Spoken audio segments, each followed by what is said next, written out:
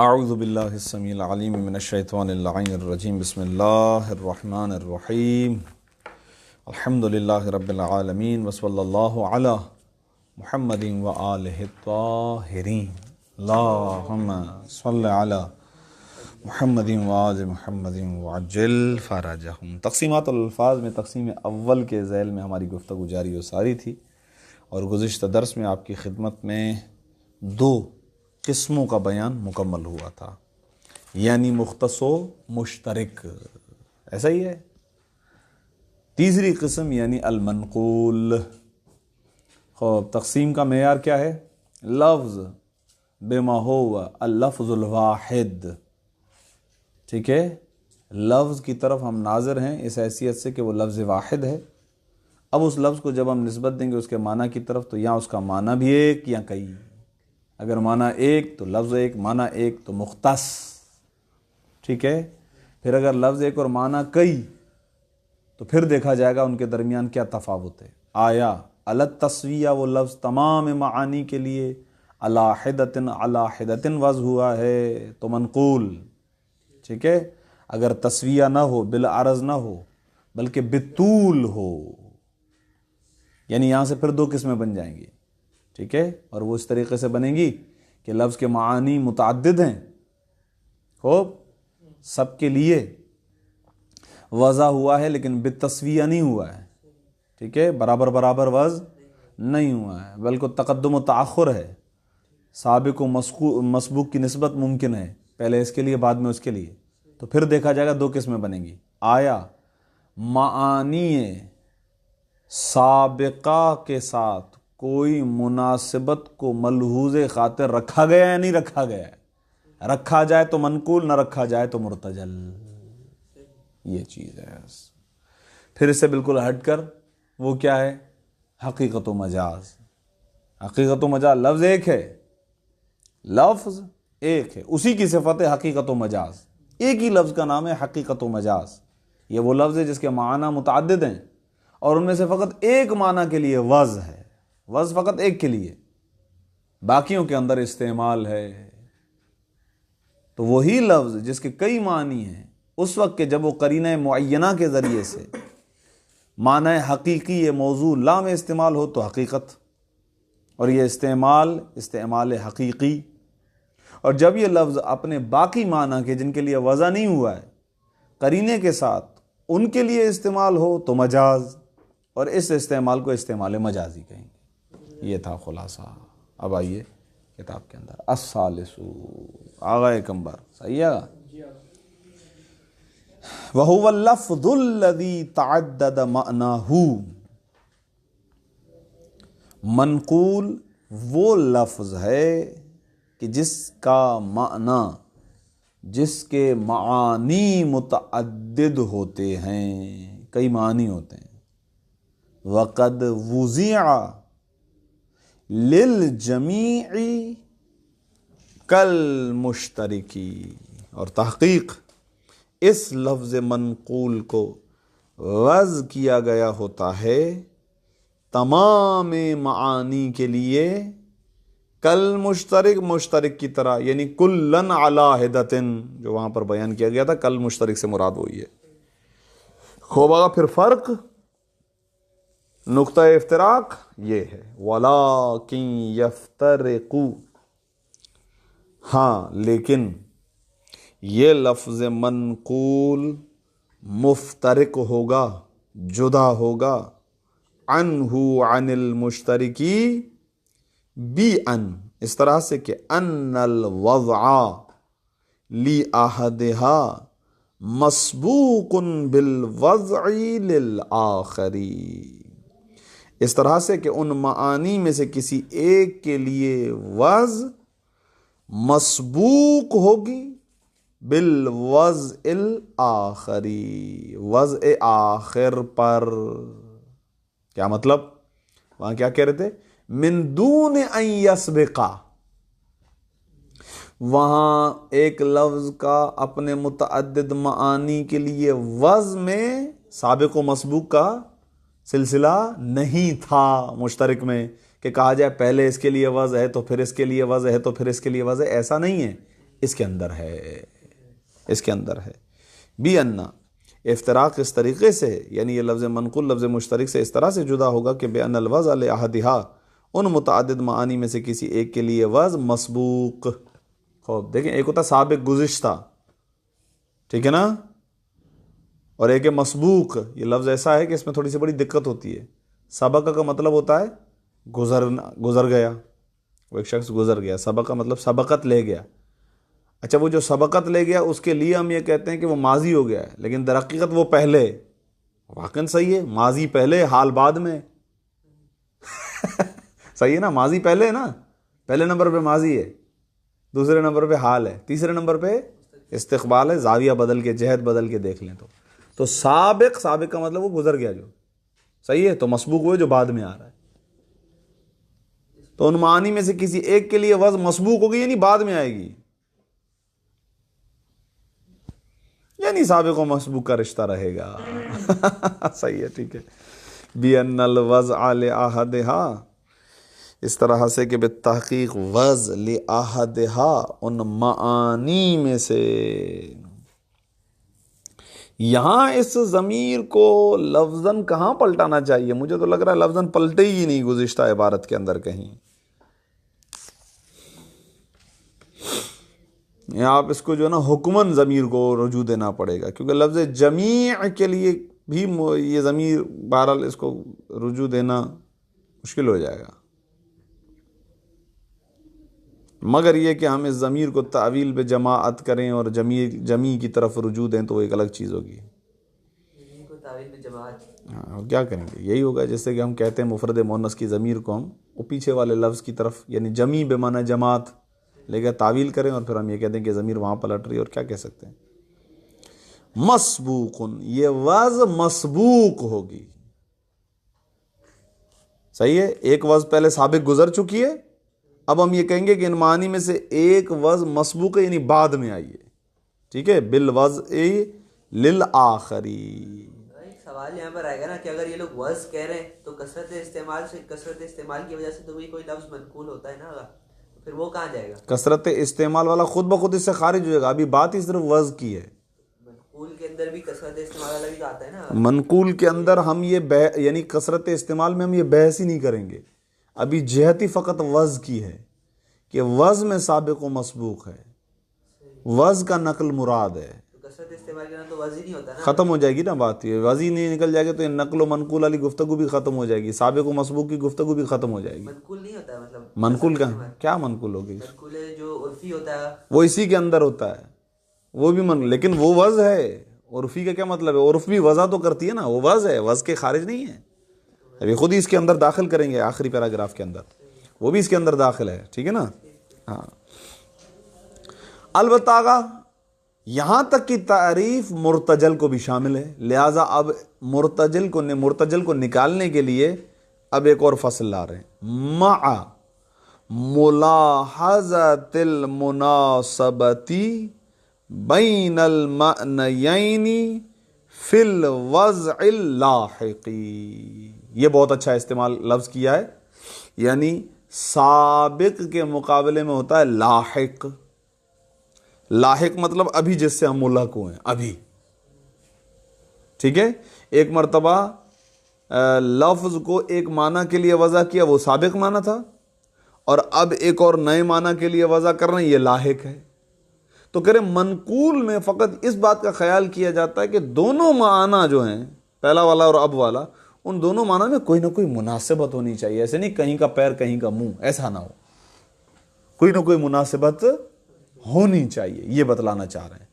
یہی مرتجل کا اور اس کا فرق ہے۔ مرتجل میں معنی ہے گزشتہ کو ملحوظ خاطر نہیں رکھا جاتا ہے، دونوں معنی کے درمیان کسی مناسبت کو ملحوظ خاطر نہیں رکھا جاتا۔ مرتجل میں ناموں میں اس طریقے سے ہوتا ہے، صحیح ہے، بندہ پہلے نمبر کا شرابی نام ہے عابد، صحیح ہے زاہد بڑا دنیا دار نام ہے زاہد، زاہد تو کہتے ہیں اس کو کہ جو دنیا سے بے رغبت ہو، اس سے بڑا کوئی جو ہے نا دنیا طلب کا بالکل کوئی مناسبت ہی نہیں ہے، صحیح ہے، والدین کے ذہن میں ہوتا ہے لیکن نکلتا ایسا نہیں ہے، ٹھیک ہے۔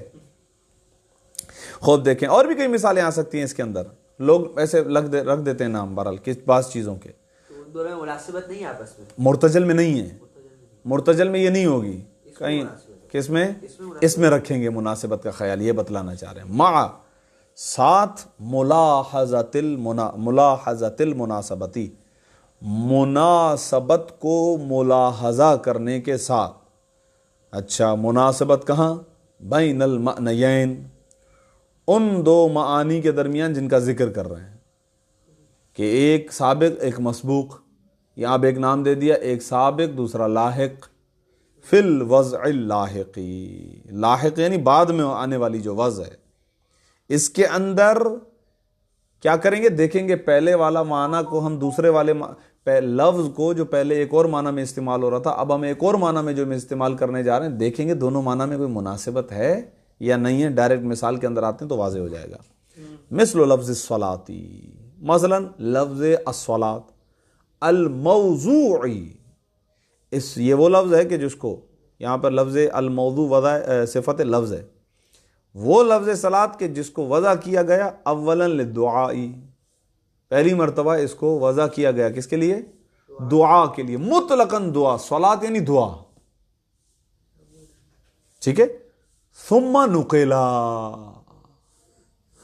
یہ گویا خود بخود وجہ تسمیہ کی طرف اشارہ بھی ہو گیا، ثم نقلا کی عبارت.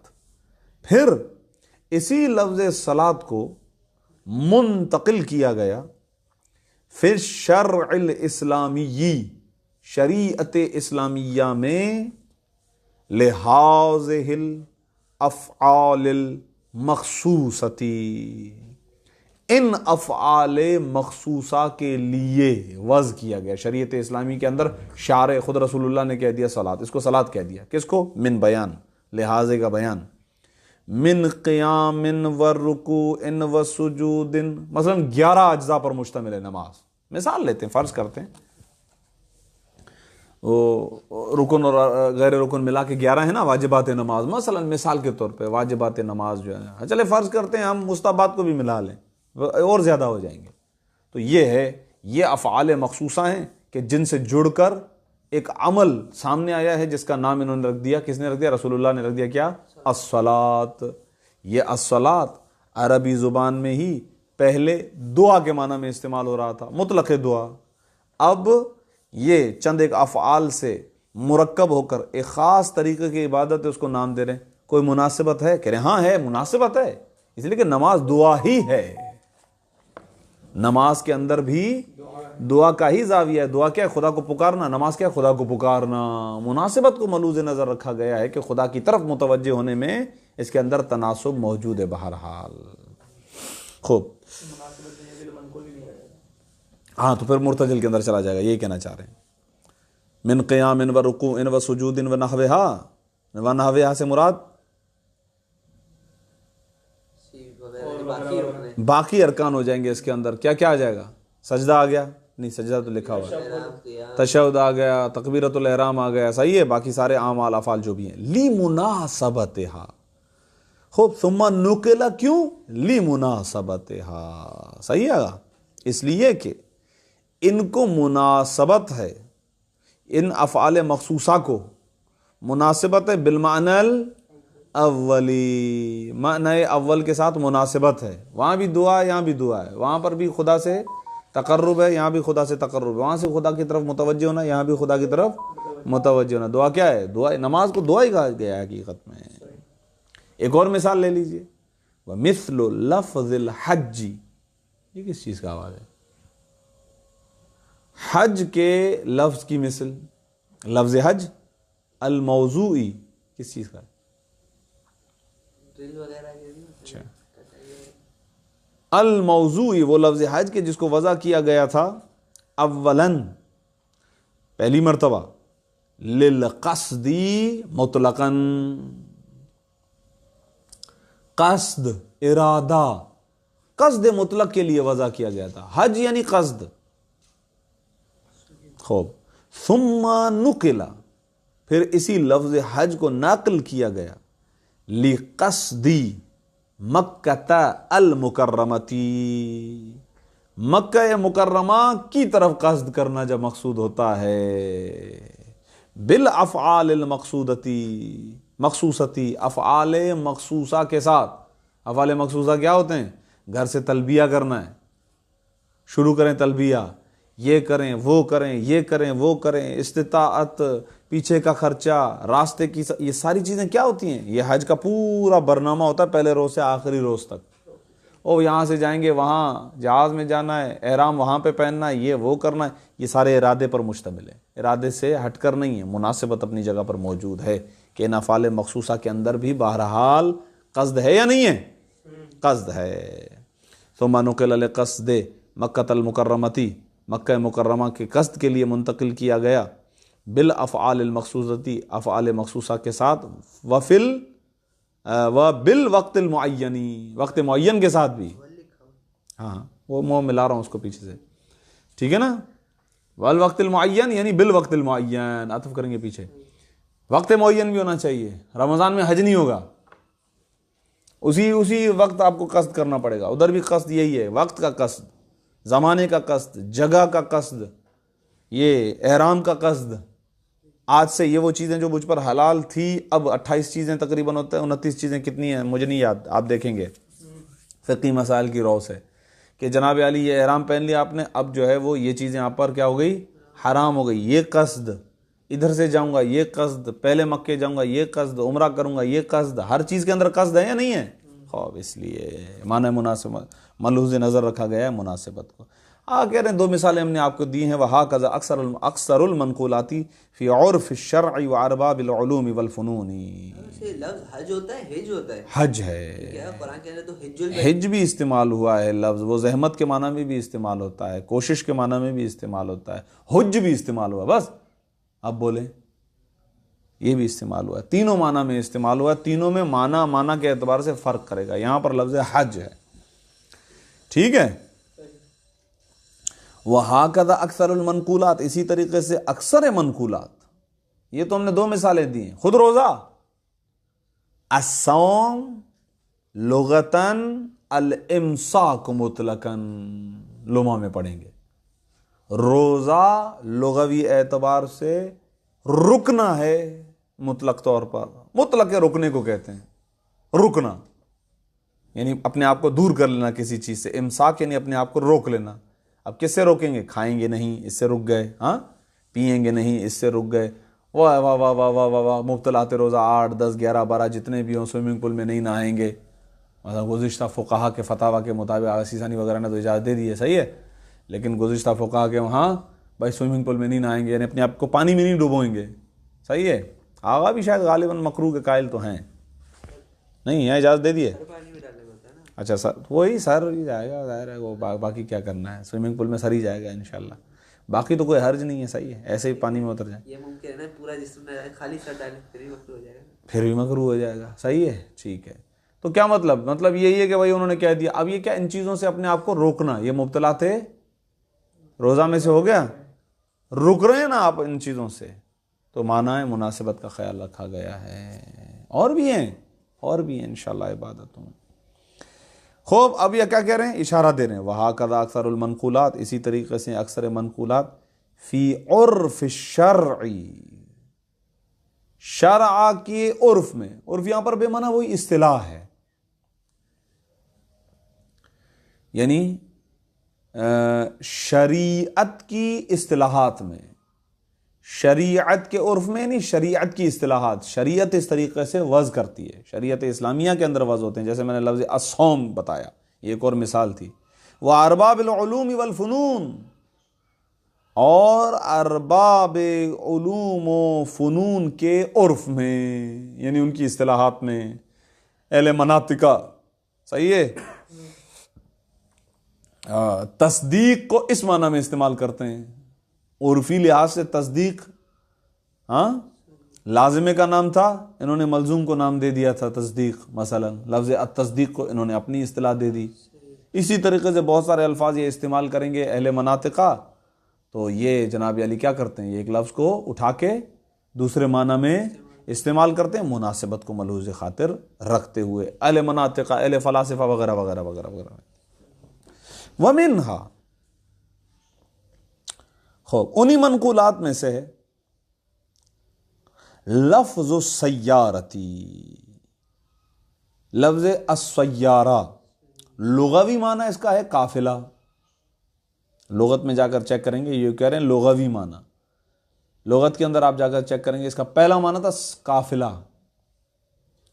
آج کی عربی میں سیارہ گاڑی, صحیح ہے, سیارہ کہتے ہیں کار کو, گاڑی کو. کیوں؟ 5-6 بندے بیٹھے ہیں, قافلے کی صورت میں جا رہے ہیں. صحیح ہے. تعویل ہو گئی نا. ہاں تو بھلے ہو جائے تعویل, آپ بھلے اس کو تعویل کہتے ہیں, ہے تو منقول نا. ضروری تھوڑی ہے یہی وجہ. پھر کیا ہے؟ بس جو ہو وہ مجھے بتا دیجیے گا. ابھی میں نے سامنے والی بتائی ہے, قافلہ. قافلہ وہی مناسبت ملحوظ نظر ہے. اصل میں آتے ہیں مناسبت ہونی چاہیے, یہ چیز ہے.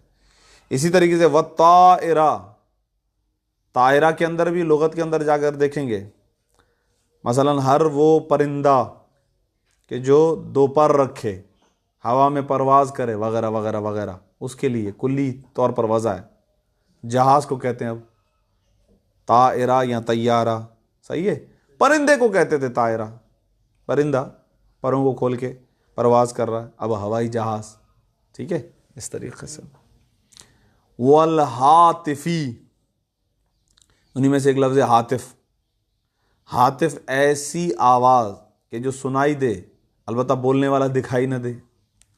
ٹھیک ہے, یہی لفظ منتقل ہو گیا عرف کے اندر موبائل فون کے لیے, کال کے لیے. یہ اس کے لیے کیا کہتے ہیں, فون جو ہمارے P T C landline جو ہوتی ہے, اس کو بھی کہتے ہیں ہاتف. عربی میں لفظ یہ لکھا ہوا ہوتا ہے, ہوٹلوں میں ہم جاتے ہیں ہاتف لکھا ہوا ہوتا ہے عراق کے اندر, صحیح ہے. اسی طریقے سے یہ موبائل میں ہاتف میں, یہ کیا ہے اصل میں لغت میں, اس کا ایک معنی کیا ہے, اصلی معنی کیا ہے. مثلا پہلا معنی کیا ہے, سابق معنی کیا ہے. آغا سابق معنی یہ ہے کہ ایک آواز آ رہی ہے, ہاں, اور جناب علی آواز ہے, البتہ بندہ نہیں ہے, دکھائی نہیں دے رہا کہ کون بول رہا ہے. فون میں بھی ایسا ہی ہوتا ہے, آواز آ رہی ہے, بندہ کوئی نہیں ہے. ٹھیک ہے, یہ روایات میں بہت زیادہ ہے. ابھی ماشاءاللہ تازہ جو ہے وہ روایت آپ کی خدمت میں ارسال کی گئی, بھیجی گئی, جس میں جناب فاطمہ بنت اسد سلام اللہ علیہا فرماتی ہیں کہ وَلَمَّا أَرَدْتُ أَنْ أَخْرُجَ, اور جب میں نے یہ ارادہ کیا کہ میں خانہ کعبہ سے باہر آؤں تو ہتف بی ہاتفن, صحیح نہیں ہے, تو فوراً سے ایک ہاتف غیبی کی, اردو میں ترجمہ ہی ہوتا ہے ہاتف غیبی, ایک آواز آئی ہے, غیبی آواز ہے, وہ ہاتف دکھائی نہیں دے رہا ہے. آواز آئی, یا فاطمۃ سمیہ علیٰ فہو علی, اے فاطمہ اس کا نام کیا رکھو, علی رکھو, اور یہ علی ہے. صحیح ہے. وَيَقُولُ الْعَلِيُّ الْأَعْلَى, اور علی اعلیٰ, وہ یہ کہتا ہے کہ شققت اسمہ من اسمی, میں نے اس کے نام کو اپنے نام سے مشتق کیا ہے, نکالا ہے. ہاتف ابھی ہاتف. ٹھیک, خیر. تو آپ نے دیکھا ہوگا ہاتف غیبی آواز کو کہتے ہیں, پہلا معنی. دوسرا معنی فون. ٹھیک ہے.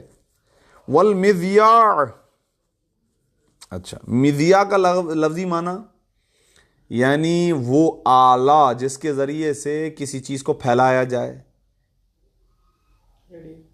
مذیاع وہ آلہ جس کے ذریعے سے پھیلایا جائے. اب نام پڑ گیا, ریڈیو کو کہتے ہیں کیا جناب علی, مذیاع. کیوں؟ کیونکہ اس کے ذریعے سے خبر کو پھیلایا جاتا تھا پوری دنیا میں. ٹھیک ہے. تو یہ دیکھ رہے ہیں ارباب علوم و فنون اس طریقے سے ایک لفظ کو نقل کر دیتے تھے ایک اور معنی کے اندر. یہ بھی تو وضع ہے. ونحوہا, یہ چند ایک مثالیں آپ کی خدمت میں عرض کی ہیں. من مصطلحات ھذا العصر, اس زمانے کی مصطلحات میں سے.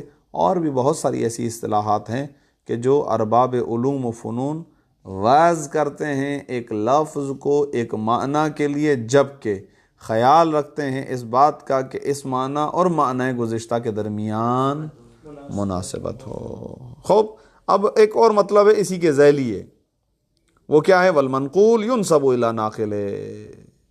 یہ جو منقول ہے نا, اس کو نسبت دی جائے گی اس منقول کے ناقل کی جانب. یعنی یہاں سے در حقیقت اگر آپ اس کتاب میں چلے جائیں اردو والی جو ہم نے پڑھی تھی, تو تقسیمات منقول لکھی ہوئی تھی، یہ وہی تقسیمات منقول کی طرف اشارہ، لیکن وہاں پر فقط 3 تھیں. یہاں پر جس طریقے کی عبارت ہے شاید آپ کئی قسمیں نکالیں، لیکن واقعی حقیقت میں لپیٹیں گے تو وہی 3 بن جائیں گی. تھوڑا سا آپ دقت کریں گے تو انشاءاللہ یہی بات ہوگی جو عرض کر رہا ہوں. فَإِن كَانَ الْعُرْفَ الْعَامَّ، کانا کے اندر ضمیر ہے کہ جو ناقل کی طرف پلٹ رہی ہے. پس اگر ناقل عام لوگ ہوں، ناقل عرف عام ہو تو قیل لہو، تو اس منقول کو کہا جائے گا منقول عرفی، عرف والا منقول، جس کو عرف نے منقول کیا کر دیا، نقل کر دیا. مثلا جیسے اوپر ہم نے آپ کی خدمت میں اوپر مثالیں بھی دی تھی کہ لفظ سیارتی و طائرتی، جیسے لفظ سیارہ اور لفظ طائرہ یہ عرف نے کیا ہے.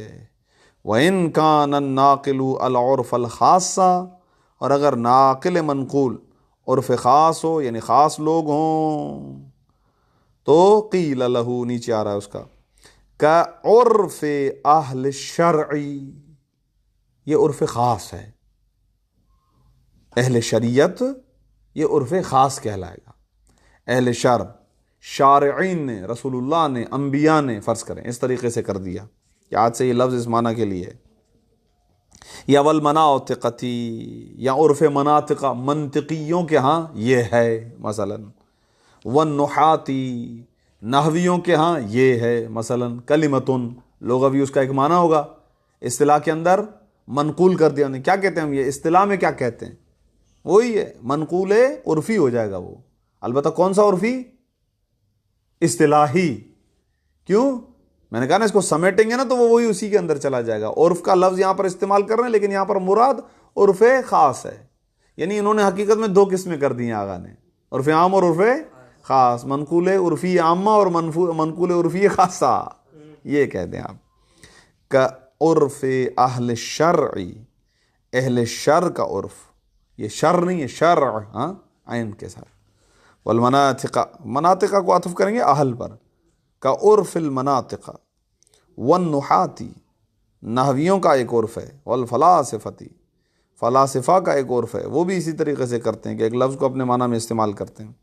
وَنَحْوِهِمْ، اس طرح اور آپ پھیلاتے چلے جائیے، کتنے علوم ہیں، کتنے فنون ہیں اس طریقے سے. قیل لہم یا قیل لہو، خوب وہ ناقل، اگر ناقل عرف خاص ہو تو اس منقول کو کہا جائے گا. اگر اہل شر کا عرف ہو تو منقول شرعی و منطقی و نحوی و فلسفی. اب دیکھیں کتنی قسمیں بنتی جا رہی ہیں، لیکن سمیٹ دیں گے تو وہی 2 آسان. تم اصطلاحی کہلائے، اصطلاحی کے اندر آ جائے گا یہ. صحیح ہے. وہاکذا، اسی طریقے سے جو ہے وہ دوسری مثالیں. ٹھیک ہے، یعنی یہ تو ہم نے چند ایک مثالیں آپ کو دی ہیں، اب 1-2 مثالیں آپ اور بنا لیں. صحیح ہے.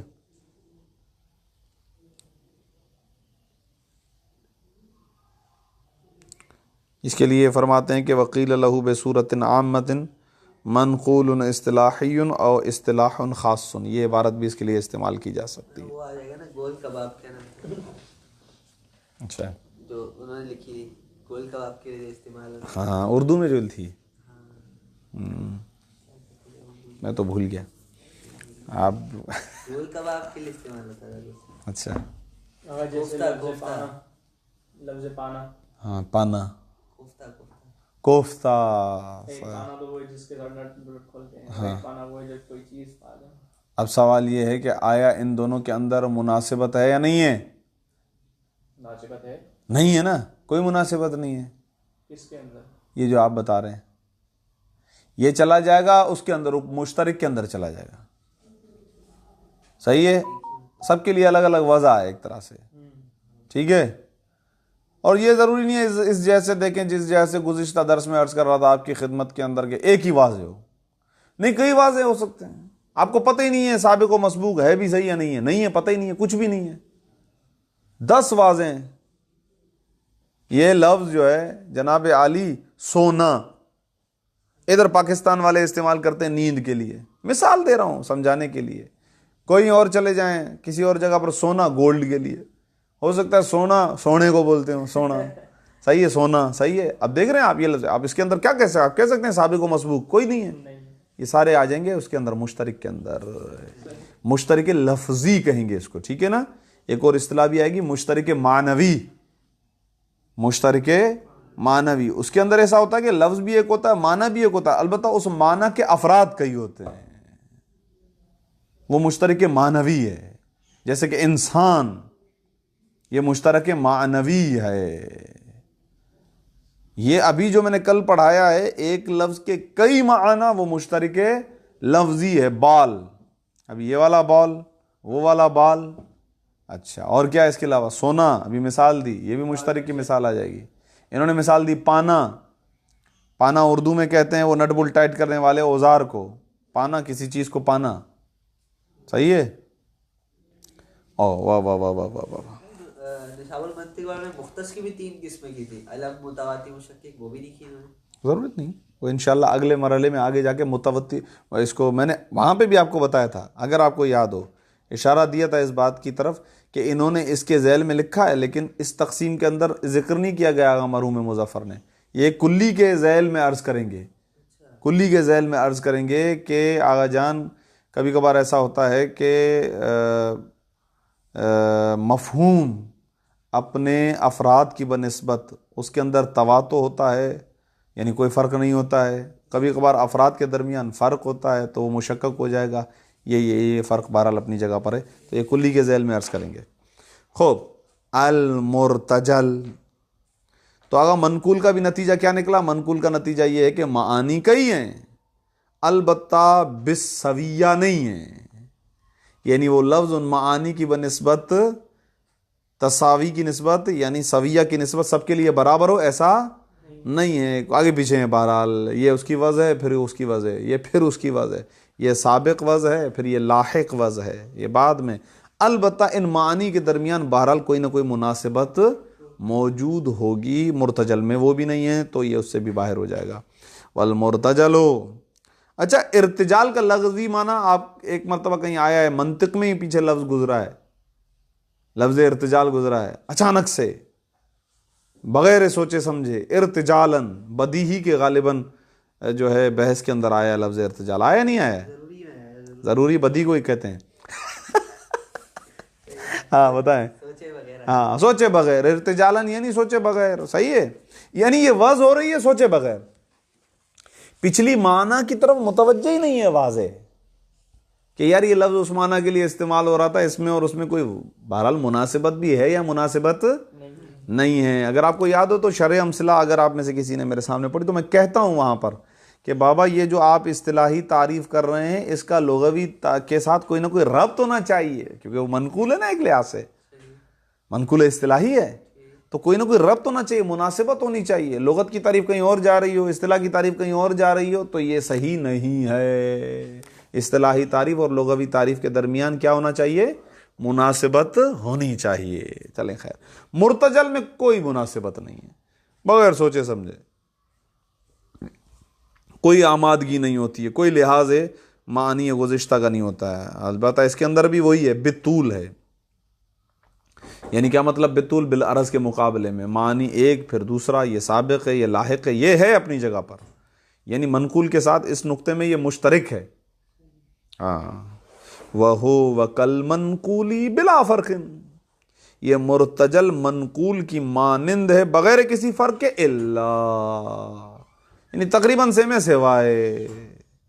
انہو بلا فرق الا انہو, ہو شان ہے, لم تلحظ فیہ, لحاظ نہیں کیا جاتا ہے, فیہ اس مرتجل میں, المناسبت بین المعنیین, دو معنی کے درمیان مناسبت کا خیال نہیں کیا جاتا. ومنہ, اور اسی مرتجل میں سے, اکثر الاعلام الشخصیتی, اکثر افراد کے جو نام ہوتے ہیں نا وہ اسی طریقے سے ہوتے ہیں. صحیح ہے, اکثر افراد کے جو نام ہوتے ہیں, بندوں کے جو نام رکھے ہو, میں نے ابھی زاہد کی مثال دی, عابد کی مثال دی. آپ کھڑے ہو جائیں جو ہے نا سگنل پر, دروازے میں پرانی مثال ہے میری, سگنل پہ کھڑے ہو جائیں, شیشہ بجایا, بندے نے بولا اچھا یار اس کو دے دیتا ہوں, شیشہ نیچے کیا, ہاں بھائی کیا کرتے ہو؟ بس یار بھیک مانگ رہے, کیا کرتے ہیں اور کیا کرتے ہیں ویسے, ہاں نام کیا ہے؟ بادشاہ. صحیح ہے, نام فرض کریں بادشاہ ہے. ارے بھائی کمال ہو گیا, بادشاہ نام ہے, بھیک مانگ رہے ہو, کیا ہوگا, کیا ہو جائے, کوئی مسئلہ نہیں. صحیح ہے. الخامس الحقیقت والمجاز. اگر پانچویں قسم حقیقت و مجاز ہے. وقت مکمل ہو رہا ہے تو میں اس کو پڑھ لیتا ہوں, اس میں کے اندر کوئی زیادہ ڈیٹیل مطلب نہیں ہے. وہو واللفظ الذی تعدد معناہ, حقیقت و مجاز وہ لفظ ہے کہ جس کے معنی متعدد ہوں. ولکنہ موضوع لاحد المعانی فقط, لیکن یہ حقیقت و مجاز وضع کیا گیا ہوتا ہے ان معانی میں سے فقط ایک کے لیے. واستعمل, البتہ اس کو استعمال کیا جاتا ہے فی غیرہ, اس عہد کے علاوہ میں, یعنی اس عہد کے لیے وضع ہے اور باقیوں کے اندر استعمال ہے, وضع نہیں ہے. استعمال ہو رہا ہے, وضع نہیں ہے. کیوں استعمال ہو رہا ہے؟ لعلاقۃ و مناسبۃ بینہ و بین المعنی الاولی, کیونکہ تعلق ہوتا ہے, مناسبت ہوتی ہے بین اس معنی کے کہ جو غیر ہے, بینہ کی ضمیر غیر ہی کی طرف پلٹ رہی ہے, بین اس معنی کے کہ جو غیر ہے اور بین اس معنی کے کہ جو معنی اول ہے, الموضوع لہو, کہ جس کے لیے اس لفظ حقیقت و مجاز کو وضع کیا گیا ہے. یعنی جس کے لیے وضع کیا گیا ہے اس معنی اور باقی جو معنی جن میں یہ استعمال بھی ہو رہا ہے, ان دونوں کے درمیان بھی مناسبت ہوتی ہے, تبھی استعمال ہو رہا ہے.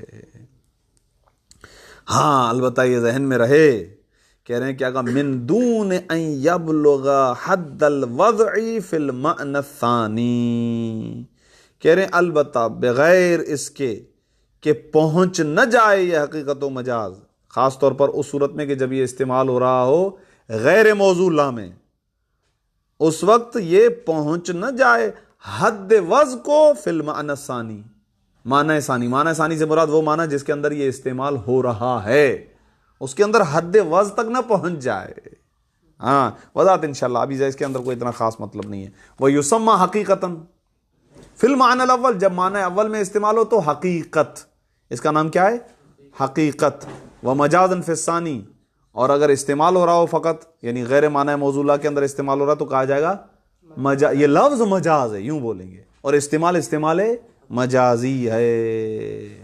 وَيُقَالُ لِلْمَعْنَى الْأَوَّلِ مَعْنًا حَقِيقِيٌّ وَلِلثَّانِي مَجَازِيٌّ, معنی اول کے لیے اس کو کہا جائے گا کہ یہ معنی حقیقی ہے, اور ثانی کے لیے کہا جائے گا مجازی. کیا مطلب, کیا کہنا چاہ رہے ہیں؟ اگر لفظ کی صفت ہے حقیقت و مجاز, لفظ جب اپنے ہی معنی موضوع لا میں استعمال ہو اس وقت اس لفظ کو کہیں گے حقیقت, اس استعمال کو کہیں گے حقیقی. اور لفظ جب اپنے معنی موضوع لا کے علاوہ میں استعمال ہو رہا ہو تو اس وقت اس لفظ کی صفت ہے مجاز, یہ لفظ مجاز ہے, اور اس استعمال کو کہا جائے گا لفظ استعمال مجازی. والمجاز دائما يحتاج الى قرینۃ, اور آگاہ یہ ذہن میں رکھیے گا کہ لفظ کا معنی مجازی میں استعمال ہمیشہ محتاج قرینہ ہوگا, کہ جو تصرف اللفظ یا کیا کہتے ہیں تصرف اللفظ عن المعنى الحقیقی, ایسا قرینہ کہ جو پھیر دے لفظ کو اس کے معنی حقیقی سے. ایک تو یہ, پھر بھائی مجازی تو کئی معنی ہیں, یہ ایسا قرینہ ہوگا کہ دو کام کرے گا. ایک تو یہ بتائے گا کہ یہ اپنے حقیقی معنی میں استعمال نہیں ہوا, اور وہ تمام معانی کے جو اس کے مجازی معنی ہیں ان میں سے اس کے اندر استعمال ہوا ہے. اس اعتبار سے اس کا نام ہو جائے گا قرینہ معینہ. وتعینوا, اور یہ قرینہ معین کرتا ہے المعنی المجازیہ, معنی مجازی کو, من بین المعانی المجازیان, معانی مجازیہ میں سے. آج ہے صلی اللہ علی محمد وآلہ الطاہرین.